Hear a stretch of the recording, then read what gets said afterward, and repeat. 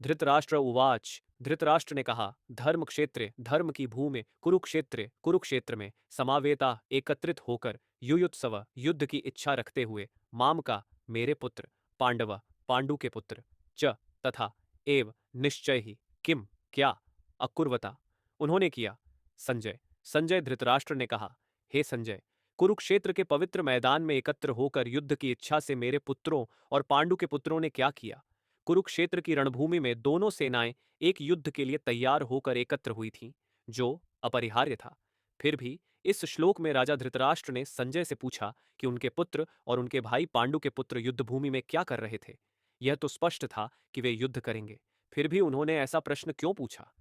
अंधे राजा धृतराष्ट्र के अपने बेटों के प्रति प्रेम ने उनकी आध्यात्मिक बुद्धि को धुंधला कर दिया था और उन्हें सद्गुणों के मार्ग से भटका दिया था।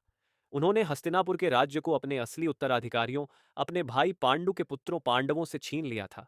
अपने भतीजों के प्रति किए गए अन्याय के लिए दोषी महसूस करते हुए उनकी अंतरात्मा उन्हें इस युद्ध के परिणाम के बारे में चिंतित करती थी।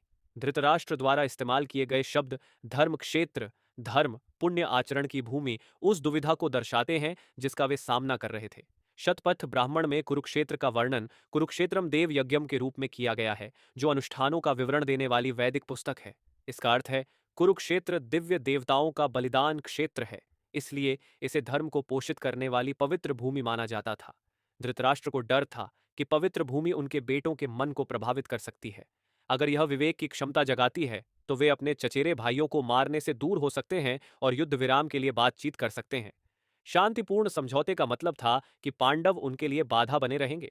उन्हें इन संभावनाओं पर बहुत निराशा हुई। इसके बजाय उन्होंने चाहा कि यह युद्ध हो। वह युद्ध के परिणामों के बारे में अनिश्चित थे, फिर भी अपने बेटों के भाग्य का निर्धारण करना चाहते थे। इसलिए उन्होंने संजय से युद्ध के मैदान में दोनों सेनाओं की गतिविधियों के बारे में पूछा।